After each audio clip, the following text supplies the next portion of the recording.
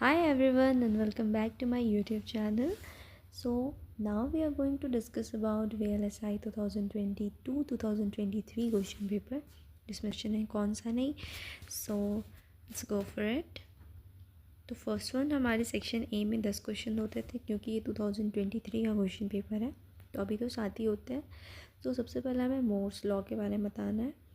उसके बाद में two major defect appearing crystal structure, तो लाइन डिफेक्ट हो सकता है एंड पॉइंट डिफेक्ट हो सकता है. तो ये दो पॉइंट्स के बारे में बता दिए, बट आपको सिर्फ ये लिख कर नहीं छोड़ देना, आपको वो डिफ़ाइन करना होगा विद एग्जांपल, या फिर आप उसका स्ट्रक्चर बना सकते हो कि पॉइंट डिफेक्ट कैसे अकर करता है. देन वी हैव इपिटेक्सी के बारे में बताना. इपिटेक्सी एक प्रोसेस होता है जिसमें आप वेफर के ऊपर एक लेयर बनाते हो. सो ये इपिटेक्सी हो गई. देन ऑटो डोपिंग क्या होती है इसके बारे में बताना है. पीआर मटेरियल बताना है. Name the photo masking technique commonly used बताना है. Then diffusion of furnace importance. Then types of gaseous sources commonly use in diffusion. Diffusion में कौन कौन से गैसियस सोर्स यूज़ कर जाते हैं. Then we have sputtering. Sputtering के बारे में बतानी है. Then ohmic content in VLSI के बारे में बताना है. Then moving to the section B. So section B में हमें 3 क्वेश्चन करने होते हैं. अभी तो 7 मार्क्स के क्वेश्चन होते हैं.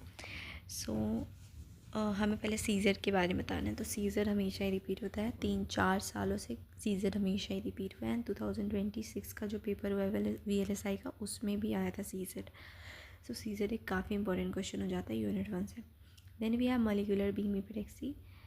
यूनिट 2 से VP which is vapor phase epitaxy and MB which is molecular beam epitaxy. ये दोनों हमेशा ही आते हैं section B and section C के अंदर, दोनों में से कहीं भी आ सकते हैं.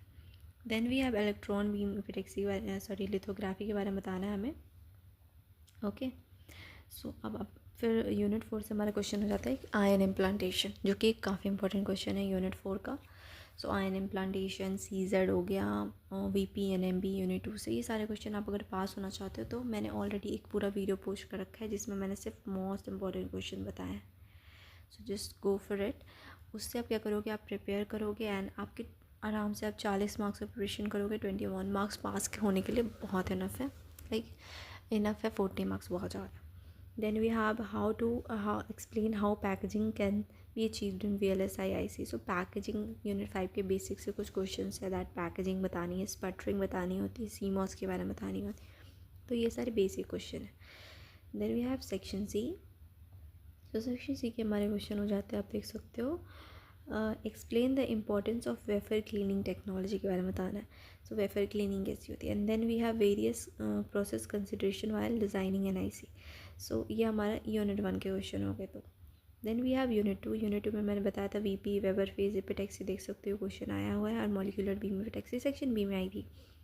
उसके बाद एक ये हमारा न्यूमेरिकल है. न्यूमेरिकल बस यही इसी टाइम एक बार आया था, उसके अलावा कभी नहीं आया. लाइक 2026, 2025 एंड 24 तीनों में कहीं नहीं आया, बस 2023 में ही आया हुआ था. राइट. सो आप इसको छोड़ सकते हो. देन बट इसकी बहुत इजी सी है. इसकी ये जो सोल्यूशन है बहुत सिंपल है. Then we have